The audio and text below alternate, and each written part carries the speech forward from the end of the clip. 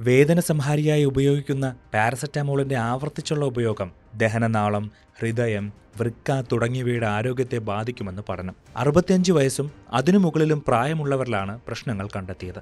ചെറിയ തോതിലുള്ള പനി മുതൽ വേദനയ്ക്ക് വരെ സാധാരണയായി ഉപയോഗിക്കുന്ന പാരസെറ്റാമോൾ ഓസ്റ്റിയോ ആർത്രൈറ്റിസിന്റെ ചികിത്സയ്ക്കും വ്യാപകമായി ഉപയോഗിച്ചു വരുന്നു. ഇതിന്റെ ഉപയോഗം താരതമ്യേന സുരക്ഷിതമാണെന്ന് കണ്ടെത്തിയിരുന്നു. കൂടാതെ കുറഞ്ഞ വിലയ്ക്ക് ലഭ്യമാവുകയും ചെയ്യും.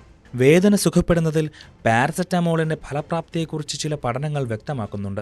അതേസമയം വളരെ കാലത്തേക്ക് പാരസെറ്റാമോൾ സ്ഥിരമായി കഴിക്കുന്നത് ദഹനനാളത്തിൽ അൾസർ, രക്തസ്രാവം എന്നിവ ഉണ്ടാക്കുമെന്നും പഠനങ്ങൾ ചൂണ്ടിക്കാട്ടുന്നു. പാരസെറ്റാമോൾ അധികമായി ഉപയോഗിക്കുക വഴി പെപ്റ്റിക് അൾസർ രക്തസ്രാവത്തിനുള്ള സാധ്യത 24% മുതൽ 36% വരെയാണെന്ന് UK നോട്ടിംഗ്ഹാം സർവകലാശാലയിലെ ഗവേഷകർ നടത്തിയ ഏറ്റവും പുതിയ പഠനത്തിൽ പറയുന്നു. ഇതിനു പുറമെ പാരസെറ്റാമോൾ കഴിക്കുന്നത് വിട്ടുമാറാത്ത വൃക്കരോഗം പിടിപെടാനുള്ള സാധ്യത 19% ഹൃദയസ്തംഭനം വരാനുള്ള സാധ്യത 9% പഠനം കൂട്ടിച്ചേർത്തു. കൂടാതെ രക്തസമ്മർദ്ദത്തിനുള്ള സാധ്യത 7% വർദ്ധിപ്പിക്കുമെന്നും പഠനത്തിൽ കണ്ടെത്തി. UK അസറ്റാമിനോഫെൻ അഥവാ പാരസെറ്റാമോൾ കഴിക്കുന്ന പ്രായമായവരിൽ വൃക്ക, ഹൃദയം, ദഹനനാളം എന്നിവയിൽ പാർശ്വഫലങ്ങൾ ഉണ്ടാക്കുന്നതായി കണ്ടെത്തിയതായി ആർത്രൈറ്റിസ് കെയർ ആൻഡ് റിസർച്ച് ജേണലിൽ പ്രസിദ്ധീകരിച്ച പഠനത്തിൽ ഗവേഷകർ പറഞ്ഞു. പാരസെറ്റാമോൾ താരതമ്യേന സുരക്ഷിതമാണെന്ന് കരുതുന്നതിനാൽ ഓസ്റ്റിയോ ആർത്രൈറ്റിസിനുള്ള ചികിത്സയിൽ മുന്തിയ പരിഗണനയാണ് അതിന് നൽകുന്നത്. ചികിത്സയുടെ ഭാഗമായി ദീർഘനാളത്തേക്ക് പാരസെറ്റാമോൾ നിർദ്ദേശിക്കാറുണ്ട്. മരുന്നുമായി ബന്ധപ്പെട്ട സങ്കീർണതകൾ കൂടുതലായി ഉണ്ടാകാൻ സാധ്യതയുള്ള പ്രായമായവരിലാണ് ഇത് പ്രത്യേകിച്ച് നൽകുന്നതെന്ന് നോട്ടിംഗ്ഹാം യൂണിവേഴ്സിറ്റിയിലെ ഗവേഷകനായ വിയ ഷാങ് പറഞ്ഞു. തങ്ങളുടെ കണ്ടെത്തലുകൾ സ്ഥിരീകരിക്കുന്നതിന് കൂടുതൽ ഗവേഷണം ആവശ്യമുണ്ട്. എങ്കിലും ഓസ്റ്റിയോ ആർത്രൈറ്റിസ് പോലെയുള്ള രോഗങ്ങൾക്ക് വേദനസംഹാരിയായി പാരസെറ്റാമോൾ നിർദ്ദേശിക്കുന്നത് ശ്രദ്ധാപൂർവം പരിഗണിക്കേണ്ടതുണ്ട് എന്നാണ് ഷാങ് പറഞ്ഞത്.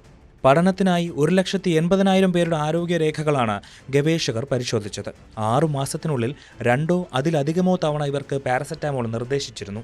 ഇവരുടെ റിപ്പോർട്ട് പാരസെറ്റാമോൾ ആവർത്തിച്ച് കഴിച്ചിട്ടില്ലാത്ത ഇതേ പ്രായത്തിലുള്ള 4.2 ലക്ഷം പേരുടെ ആരോഗ്യ പ്രശ്നങ്ങളുമായി താരതമ്യപ്പെടുത്തി. 65 വയസ്സും അതിനു മുകളിലും പ്രായമുള്ളവരെയാണ് പഠന വിധേയമാക്കിയത്. മെട്രോണിഡാസോൾ, പാരസെറ്റാമോൾ ഗുളികകളുടെ ചില പ്രത്യേക ബാച്ച് ഗുണനിലവാരമുള്ളതല്ലെന്ന് കേന്ദ്ര സർക്കാർ. ഹിന്ദുസ്ഥാൻ ആന്റിബയോട്ടിക് ലിമിറ്റഡും കർണാടക ആന്റിബയോട്ടിക് ആൻഡ് ഫാർമസ്യൂട്ടിക്കൽസ് ലിമിറ്റഡും ചേർന്ന് നിർമ്മിച്ച മെട്രോണിഡാസോൾ 400 മില്ലിഗ്രാം, പാരസെറ്റാമോൾ 500 മില്ലിഗ്രാം ഗുളികകളുടെ ഒരു പ്രത്യേക ബാച്ച് പരിശോധനയിൽ നിലവാരമുള്ളതല്ലെന്ന് കണ്ടെത്തിയതായി കഴിഞ്ഞയാഴ്ച കേന്ദ്ര സർക്കാർ രാജ്യസഭയെ അറിയിച്ചിരുന്നു.